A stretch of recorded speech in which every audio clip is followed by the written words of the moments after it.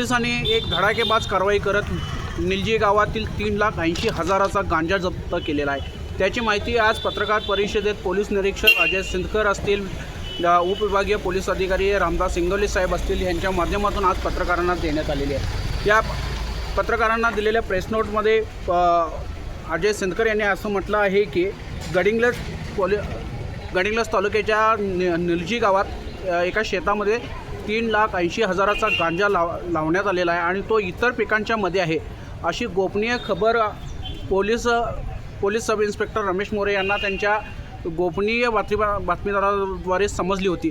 त्यानुसार अधिक तपास गडिंग्लज पोलीस ठाण्याच्या पथकाने केला असता तिथे खरोखरच गांजाची झाडे लावल्याचे निदर्शनास आले। त्यानुसार गडिंग्लज पोलिसांनी ही बेधडक कारवाई करत तब्बल 9 किलोचा गांजा आज जप्त केलेला आहे।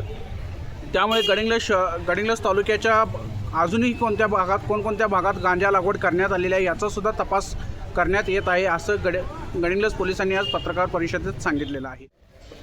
काल दिनांक 7/3/2025 रोजी गडिंग्लज पोलीस ठाण्याचे पोलीस रमेश मोरे यांना त्यांच्या गोपनीय बातमीदारामार्फत बातमी मिळाली की निलजी गावातील मुस्लिम समाज भूमीच्या स्मशानभूमीच्या बाजूच्या असलेल्या मल्लिकार्जुन वाळकी याच्या शेतामध्ये गांजाची लागवड केलेली आहे अशी माहिती मिळाल्यावरनं त्यांनी मला कळवली।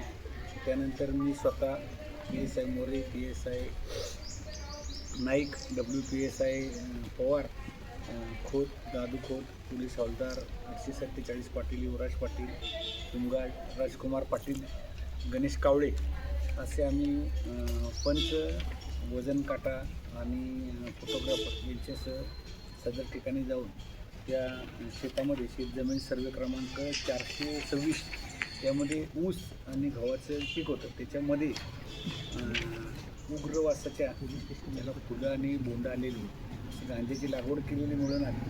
संपूर्ण शेतामध्ये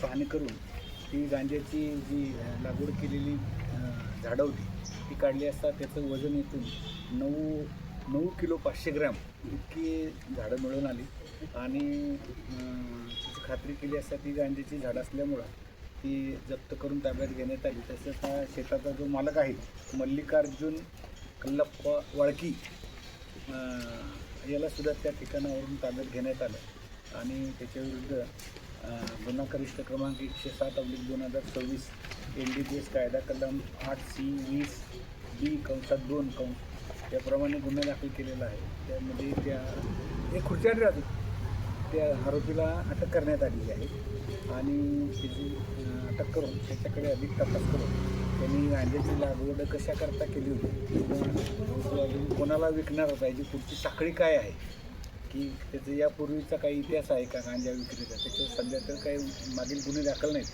परंतु यापूर्वी त्याचा गांजा विक्री याच्यामध्ये सहभाग आहे का किंवा ही चेन किती मोठ्या प्रमाणात आहे याचा तपास करत आहेत। सदर गुन्ह्याचा तपास हा PSI मोरे करत आहे। सत्यवार्ता न्यूजसाठी धनंजय शेटके, गडिंग्लज।